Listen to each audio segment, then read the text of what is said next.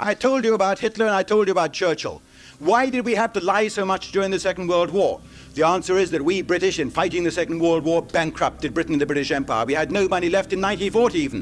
In fact, Roosevelt sent an American battleship to Simonstown Naval Base in South Africa to pick up our last remaining gold. He found out that we had 28 million pounds of British gold still in South Africa, and Roosevelt sent an American warship to pick up our last money. A most humiliating episode in the entire history of the British Empire, but it was symbolic somehow of the decline and fall over which Winston Churchill personally presided.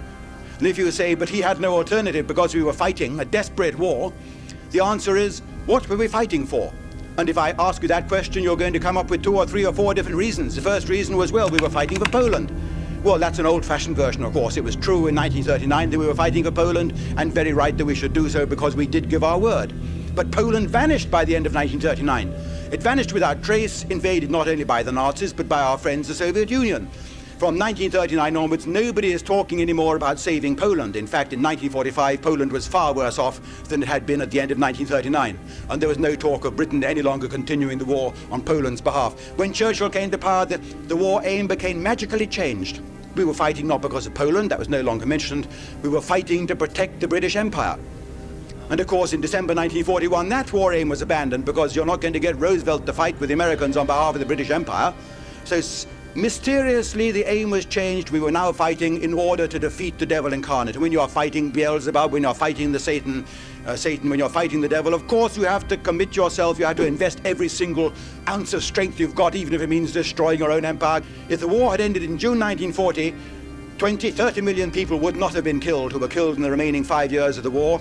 All Europe's cities which were damaged and bombed and blasted and burned and devastated and ruined in the ensuing 5 years of war would not have been damaged. But Winston Churchill wanted the war to continue. And so he fought on for another 5 years, getting deeper and deeper and deeper into debt in the process, until finally he crawled from the courtroom of history on his hands and knees, but with his hand up and saying, "We have won. We have won," when in fact the truth was that the British had lost. Why do I say that we could have got out of the war in June 1940? People are going to say, Irving, how can you spout such rubbish and nonsense and heresy, getting out of the war in June 1940 after Britain's streets were a sea of flames, after you were fighting the devil incarnate? You had to do it. There was no choice. The British Empire was at stake. Well, the answer is Britain's streets weren't a sea of flames. Hitler had, in fact, flatly forbidden any kind of air raids on Britain. There were no bombing raids on British towns. London was completely embargoed until the summer of 1940. But of course, history now is viewed differently through the lenses of the television media of the world. Not one bomb fell on a British town, civilian target, until August 1940, until in fact September the 6th, 1940, when the first air raids took place on London in retaliation for 8 raids by Churchill on Berlin. That is the first truth. The second truth, the ugliest truth of all, is, as we find in the archives when we read them, that nowhere is there the slightest evidence that Adolf Hitler threatened Britain or the British Empire. Quite the contrary.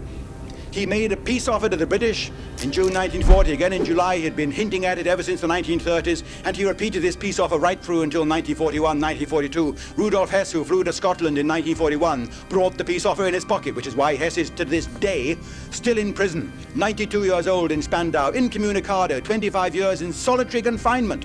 Not allowed to speak to anybody, allowed to visit once a month from his son to talk about family matters, forbidden to talk about politics, because Hess knows the truth about the peace offer which we turned down in 1940.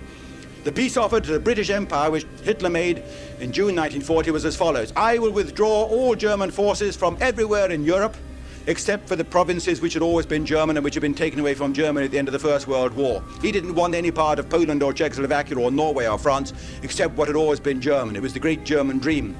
And as for France and Britain, although we had damaged Germany a great deal with our declaration of war and the hostilities since then, he offered to the British in this peace offer, which is in the British files if you go to the archives now, and it's in the German files, of course, he offered to the British the following terms. I have the greatest admiration for Britain and the British Empire. I want the British Empire to survive in perpetuity and grow larger and larger. If the British Empire should at any time in my lifetime, Hitler's lifetime, be threatened by any outside force, including the Japanese, the Russians, the Soviet Union, who were Hitler's own allies, I guarantee that I will provide to the British whatever forces they may ask for to help to throw these aggressors out of the British Empire.